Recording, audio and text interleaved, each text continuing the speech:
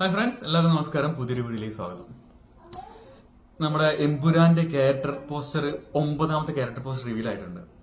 അപ്പൊ ഈ ഒരു പയ്യനെ ഞാൻ അതിൽ എക്സ്പെക്ട് ചെയ്തതാണ്, ഞാൻ മുന്നേ അറിഞ്ഞിരുന്നു. കാരണം സലാറിൽ പൃഥ്വിരാജിന്റെ ചെറുപ്പകാലം ചെയ്ത കാർത്തികേയ എന്ന് പറഞ്ഞ ആ സെയിം പയ്യനാണ് നമ്മൾ എമ്പുരാനിലും സായിദ് മസൂദിന്റെ ചെറുപ്പകാലം ചെയ്യുന്നുള്ള മുന്നേ അറിഞ്ഞിരുന്നു. 9ാമതായിട്ട് റിവീൽ ചെയ്ത പോസ്റ്റർ ആ പയ്യന്റെ ആണ്.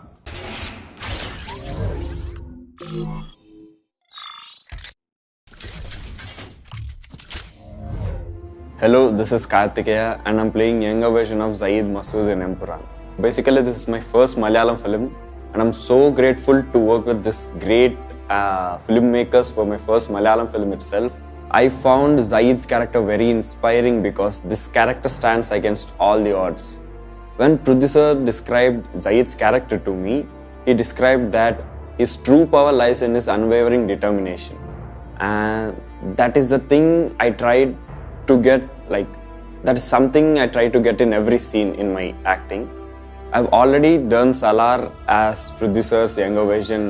അപ്പൊ ഞാൻ ഇതിന്റെ കൂടെ പറയാൻ ആഗ്രഹിച്ച ഒരു കാര്യം കൂടെ ഉണ്ട്. കാരണം ഈ നമ്മുടെ എമ്പുരാൻ എന്ന് പറഞ്ഞ മൂവിയിൽ സയ്യിദ് മസൂദ്, അതായത് പൃഥ്വിരാജ് ചെയ്യുന്ന ക്യാരക്ടർ വളരെ ഇമ്പോർട്ടൻസ് എന്ന് പറയേണ്ട ആവശ്യമില്ല നമ്മൾ. കാരണം പക്ഷേ കുറച്ച് സ്ക്രീൻ സ്പേസ് വളരെ അധികമാണ് പൃഥ്വിരാജിന് ഇതില്. നമ്മൾ ലൂസിഫറിൽ ചെറിയ ക്ലൈമാക്സിൽ മാത്രം വന്ന് കുറച്ച് സീനിൽ വന്നു പോയ പോലെയല്ല. എമ്പുരാനില് നിങ്ങൾ മുന്നേ റിവീലായ പോസ്റ്റർ ശ്രദ്ധിച്ചാൽ മനസ്സിലാവും. പൃഥ്വിരാജിന്റെ അച്ഛന്റെ റോള് ചെയ്യുന്ന ആള്, അമ്മയുടെ റോള് ചെയ്യുന്ന ആള്, എനിക്ക് തോന്നുന്നു ചെറുപ്പകാലം അഭിനയിക്കുന്ന കുട്ടി, വേറൊരു ഫാമിലി മെമ്പറായ വേറൊരാള്, അങ്ങനെ എല്ലാവരും ഓൾറെഡി ക്യാരക്ടർ പോസ്റ്റർ ആയിട്ട് റിവീൽ ചെയ്തിട്ടുണ്ട്. സോ അതിനർത്ഥം പൃഥ്വിരാജിന്റെ സയ്യിദ് മസൂദിനെ നമ്മൾ ഈ ഒരു എമ്പുരാനില്, അതായത് സെക്കൻഡ് ഇൻസ്റ്റാൾമെന്റിൽ ലൂസിഫറിന്റെ ഭയങ്കരമായിട്ട് എക്സ്പ്ലോർ ചെയ്യാൻ പോകുന്നതാണ്. നമുക്ക് ലൂസിഫർ ശ്രദ്ധിച്ചാൽ മനസ്സിലാവും. പൃഥ്വിരാജ് പലയിടങ്ങളിലും പറഞ്ഞിട്ടുണ്ട്, 2 മണിക്കൂറിന്റെ മുകളിലുള്ള സിനിമയില് ലാലേട്ടൻ ശരിക്കും ഉള്ളത് വെറും 40 മിനിറ്റത്തെ ഉള്ളൂ. ലീഡായ ലാലേട്ടൻ ആകെ 40 മിനിറ്റേ വന്നിട്ടുള്ളൂ എന്ന് അതുകൊണ്ട് കുറച്ചൊരു എന്താ പറയാ, ഇതിൽ പൃഥ്വിരാജ് പറഞ്ഞ ഇന്റർവ്യൂസ് ഞാൻ കണ്ടിട്ടുണ്ട്. അതായത് ഒരു നല്ലൊരു പ്രവണതയാണ് എനിക്ക് സിനിമയുടെ, അതായത് ബാക്കിയുള്ള ആക്ടേഴ്സിനൊക്കെ ഇത് കൊടുത്തിട്ട്, എന്നാൽ അതിൽ ആ ഏറ്റവും പഞ്ചായിട്ട് നിൽക്കുന്നത് ആ ക്യാരക്ടർ തന്നെ ആയിരിക്കും എന്നുള്ള ഒരു കൺസെപ്റ്റില്, അതായത് അതൊരു നല്ലൊരു രീതിയായിട്ട് എനിക്ക് തോന്നി. വിക്രത്തില് നമ്മളെ കമലഹാസന്റെ റോളും അങ്ങനെ ആയിരുന്നു. അപ്പൊ ലൂസിഫറിൽ അങ്ങനെയാണ്, എമ്പുരാനിലും അങ്ങനെ തന്നെ. നമ്മൾ പ്രതീക്ഷിക്കുന്നത് ഇപ്പം ഒരു എബ്രാം ഖുറേഷിന്റെ മാത്രം കഥയാണെന്ന് ഞാൻ അങ്ങനെ പ്രതീക്ഷിച്ചിരുന്നത് അതില്. കാരണം കൂടുതലായിട്ട് എബ്രാം ഖുറേഷി ഉണ്ടാവും, എന്തായാലും ഉണ്ടാവും. അപ്പൊ എത്ര മിനിറ്റ് ആണ് മോഹൻലാലിന്റെ സ്ക്രീൻ സ്പേസ് ഇതിലൊന്നും നമുക്കറിയില്ല. പക്ഷേ ഈ ഇടയ്ക്ക് മുരളി ഗോപിയുടെ ഇന്റർവ്യൂ ഞാൻ ഇപ്പം കണ്ടപ്പോൾ അതിലും മുരളി ഗോപി പറഞ്ഞിട്ടുണ്ട് എബ്രാം ഖുറേഷി മാത്രമല്ല, അങ്ങനെ ചിന്തിക്കരുത് എന്ന്. സോ അതിനർത്ഥം തന്നെ ഇപ്പൊ ഞാൻ ഇതിനോട് കൂട്ടി വായിക്കുമ്പോൾ സയ്യിദ് മസൂദിന്റെ ഒരു വളരെ എന്താ പറയാ ഇമ്പോർട്ടന്റ് ആയ ഒരു സ്ക്രീൻ സ്പേസ് ഇതിൽ എന്തായാലും ഉണ്ടാവും. നോർത്ത് ഇന്ത്യയിലൊക്കെ ഒരുപാട് ഷൂട്ട് ചെയ്തിട്ടുണ്ടെന്നും പൃഥ്വിരാജ് ഒരു 30 മിനിറ്റോളം ഹിന്ദി തന്നെയാണ് സിനിമയിലെന്നും എല്ലാ ലാംഗ്വേജിലും ഞാൻ ആ ഹിന്ദി തന്നെയാണ് അത് ചെയ്യുന്നത് എന്നുള്ള ഒരു ഇന്റർവ്യൂലൊക്കെ അദ്ദേഹം പറഞ്ഞിട്ടുണ്ട്.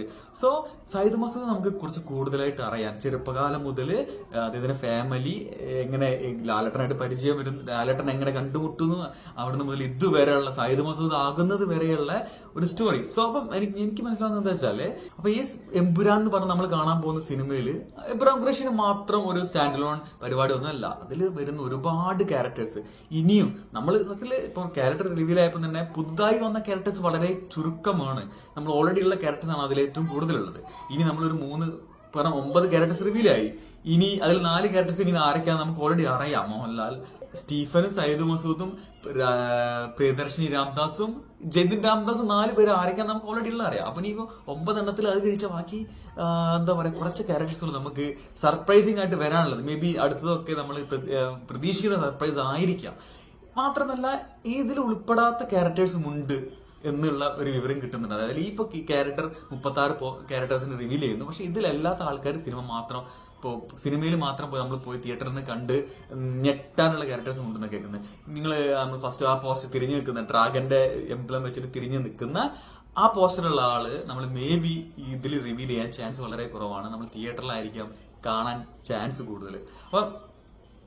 അപ്പൊ നമ്മൾ പ്രതീക്ഷിക്കുന്ന പോലെ മുരളി ഗോപിന്റെ വാക്കെന്നൊക്കെ നമുക്ക് വായിച്ചെടുക്കാൻ പറ്റുന്നതെന്ന് വെച്ചാല്, ഇതൊരു എന്താ പറയാ ട്രിലജി ആയിട്ട് 3 പാർട്ടായിട്ട് അവർ കൺസീവ് ചെയ്ത മൂവിയുടെ സെക്കൻഡ് ഇൻസ്റ്റാൾമെന്റ്. അപ്പം ലൂസിഫറിൽ നമ്മൾ കണ്ടു ഒരു ഇൻട്രൊഡക്ഷൻ പോലെയൊക്കെ. ഇവൻ കബൂക്കനെ പോലും ലൂസിഫറിൽ ക്ലൈമാക്സിൽ നമ്മളെ എബ്രാം ഖുറേഷി റിവീൽ ചെയ്യുന്ന സീനിൽ ആ ഫോൺ വിളിച്ച് ശക്തി കപൂർ ഫോൺ വിളിച്ചിട്ട് ചോദിക്കുന്നുണ്ടല്ലോ, ആ സീനിലൊക്കെ നമ്മൾ കബൂക്കയാണോ ദാവൂദാണോ എന്ന് ചോദിക്കുമ്പോൾ ലാലേട്ടർ എക്സ്പ്ലെയിൻ ചെയ്യുന്നത് തിരിച്ചല്ലേ എബ്രാം ഖുറേഷി. സോ കബൂക്ക നമുക്ക് ഓൾറെഡി അറിയാം, കബൂക്ക എന്ന് പറയുന്ന ക്യാരക്ടർ. സോ അത് ഓൾറെഡി റിവീലായി. നമ്മൾ എറിക് ബോണി എന്ന് പറഞ്ഞ ഒരു ഹോളിവുഡ് ആക്ടറാണ് അത് ചെയ്യുന്നത്. ഇനി മേ ബി ദാവൂദ് എന്ന് പറഞ്ഞ ക്യാരക്ടർ, കാരണം അതിൽ മെൻഷൻ ചെയ്ത ഒരു പേരാണ്. ആ ദാവൂദ് മേ ബി എന്താ പറയാ ഒരു ഇമ്പോർട്ടന്റ് ക്യാരക്ടർ ആവാം. അതുപോലെ നേരത്തെ പോലെ തിരിഞ്ഞു നിൽക്കുന്ന പോസ്റ്ററിൽ വന്ന അതൊരു കൊറിയൻ ആക്ടർ, അത് നമ്മൾ കാത്തിരിക്കുന്ന ഒരു സംഭവം തന്നെയാണ്. ആരാ നമുക്ക് അവരെ പിടുത്തമില്ല.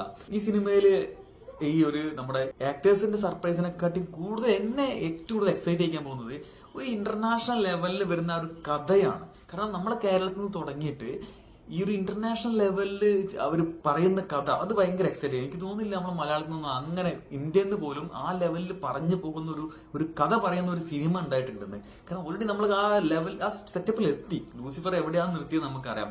അതായത് ഈ എബ്രാം ഖുറേഷി എന്നൊക്കെ പറയുന്നത് ഒരു നമ്മൾ പറഞ്ഞ കോൺസ്പിറസിയിലൊക്കെ വരുന്ന ഇലുമിനാറ്റി എന്ന് പറഞ്ഞ കോൺസ്പിറസിയിലൊക്കെ വരുന്ന ക്യാരക്ടേഴ്സ് ആണ്. കബൂക്ക എന്നൊക്കെ പറഞ്ഞത് ഒറിജിനലി ജീവിച്ച് മരിച്ച ഒരാളാണ്. സോ ആ ഒരു ലെവലിലേക്ക് പോകണം. ഇറാഖ് അഫ്ഗാൻ വാർ എന്നൊക്കെ പറയുന്നത്. സോ നമ്മളെ മലയാളത്തിൽ ഇന്ത്യൻ സിനിമയിൽ പോലും ഈ ഒരു ഇന്റർനാഷണൽ പറയുന്ന സബ്ജക്ട് പറയുന്ന ഇപ്പം മുരളിഗോപി വീണ്ടും പറഞ്ഞൊരു കാര്യമുണ്ട്. അതായത് ആസ് ലൂസിഫർ കണ്ടന്റ് ആണ് കിങ്, കണ്ടന്റ് ആണ് ഓൾവേസ് കിങ് എന്ന് അദ്ദേഹം എപ്പോഴും പറയുന്നുണ്ട്. എമ്പുരാനിലും കണ്ടന്റ് ആണ് കിങ്, അല്ലാതെ ഒരു ക്യാരക്ടറോ ഒരു ഇത് മാത്രമല്ല.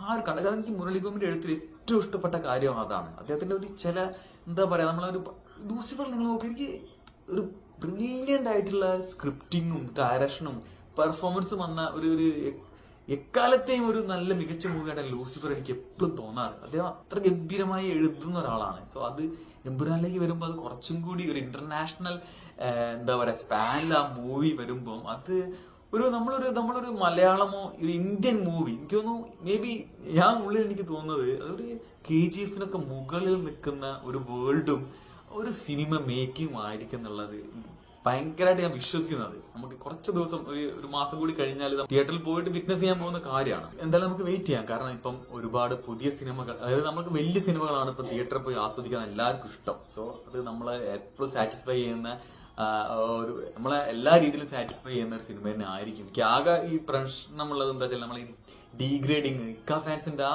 ഒരു പ്രശ്നമാണ് ഭയങ്കരമായിട്ട്. എന്താ പറയാ നിങ്ങളൊന്ന് ആലോചിച്ച് നോക്കണം. കാരണം നമ്മളെ ഇൻഡസ്ട്രിക്ക് ഇത്ര ദോഷമാണല്ലേ ഈ ഡീഗ്രേഡിങ് ഒക്കെ. കാരണം ഞാൻ ആ ഒരു പോയിന്റിൽ മാത്രം ചിന്തിക്കും ഇക്കും കൂടി സിനിമയിൽ ഉണ്ടായിരുന്നെങ്കിൽ നല്ലതായിരുന്നു എന്ന്.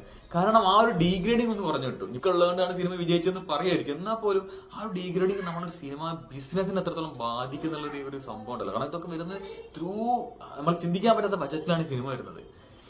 പോസിറ്റീവ് ആയിരിക്കും 100% ഉറപ്പാണ് റിവ്യൂ.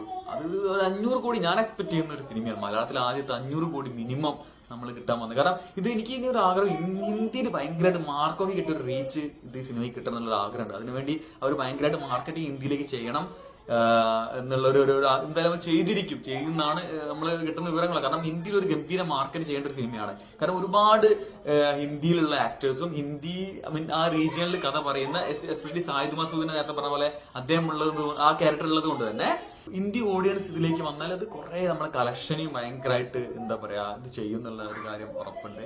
സോ എന്തായാലും നമുക്ക് മാർച്ച് 27 തിയേറ്ററിൽ പോയിട്ട് ആഘോഷിക്കാം. ഇതിന്റെ കൂടെ എനിക്ക് പറയാനുള്ള കാര്യമുണ്ട്. നമ്മളൊക്കെ ഇതില് പുതുതായിട്ട് വരുന്നതാണ് ഈ ഒരു ഇങ്ങനെ നമ്മളൊരു മീഡിയയിലേക്കും ഒരു ചാനലിൽ യൂട്യൂബ് ചാനലും കാര്യങ്ങളൊക്കെ. സോ അപ്പോൾ നമുക്ക് ഭയങ്കര സെൻസിറ്റീവ് ആണ് നമ്മൾ. ഞാൻ കേരളത്തിൽ നമ്മൾ കാലിക്കറ്റ് ജനിച്ചു വളർന്ന ആളാണ്.